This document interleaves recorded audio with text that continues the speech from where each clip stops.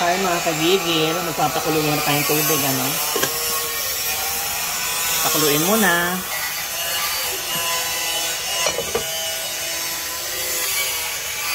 Yan, lagyan na po natin yung luya, kamatis, at sibuyas. Yan. Pakuluan muna natin, ano? Yan. Tapos, dudurugin po natin kamatis, ano? Para lumasa siya. Mas masarap kasi pag dinudurog yung kamatis. Durugin nyo lang. Ganyan po. Dudurugin lang natin. Para lasang-lasa ang kamatis.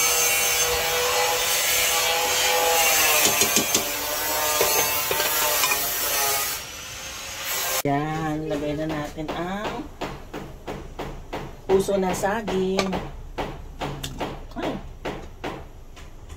And itong gabi. Okay, takpan natin ulit. Mga 5 to 7 minutes na.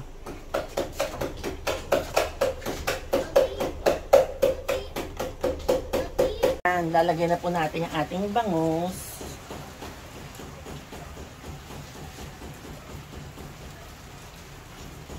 Matataba yung hiwa ng bangus. Oh, ayun. Yes, 6 pieces siya.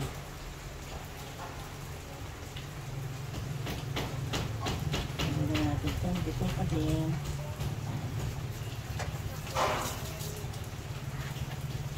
Simmer ulit. Lagay tayo ng sili. Cubes. Walang fish tsaka kaya shrimp yan. Ayan, asin.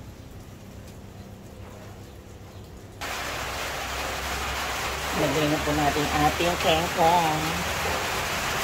Maraming gulay, mas maganda. No? Para healthy.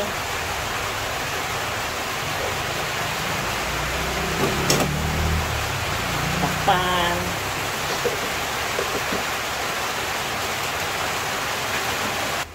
Yan, lagay na po natin yung ating pang-asim.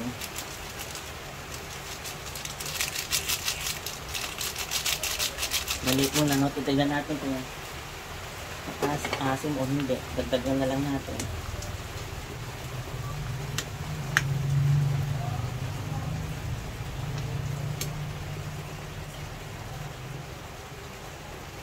Simmer ulit.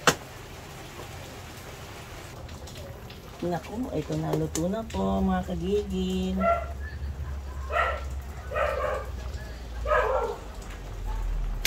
Bana natin.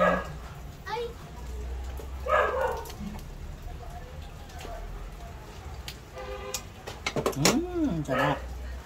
Kaya na tayo mga kagigil. Mauna na panahon, tama-tama to, may sabaw. Higop tayo ng maasim na sabaw.